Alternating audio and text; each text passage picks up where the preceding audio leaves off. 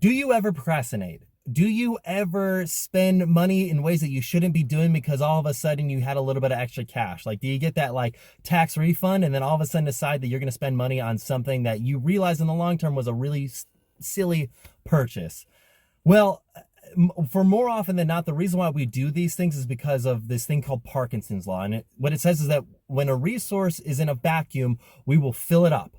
So what does that mean? When it comes to time, let's say if we're a student, we're preparing for a project, or if we're in the working world, we got a big project coming up.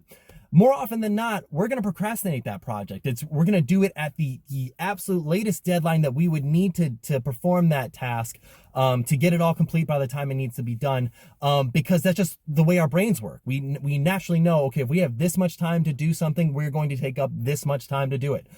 And this, by the way, same way works with money. If we get that tax return, or if we finish paying off our car payment, now we have like $300 extra a month towards spend on something else, as opposed to saving that money and saving it up for something that might be more worthwhile later on in the future. What's really natural is for us to say, well, I can either take some hours off of work, or I can spend that money in a new way, and might not be the most effective way to leverage that money. And the point is that if you have a vacuum of exactly how much of a resource is, we naturally want to fill it up. But the way that we overcome that is we mentally tell ourselves that we have less of that. So for example, when it comes to a project, if you know this project is due on Monday, and therefore you need to turn in all the materials and get it all set and ready to go by Friday, if you tell yourself that you have to get it all ready and set to go by Friday, you will procrastinate. You will do everything to the last moment of Friday. But if you tell yourself, hey, I got to get this done by Wednesday, and then all of a sudden you've got Thursday and Friday to like just touch up on some minor things,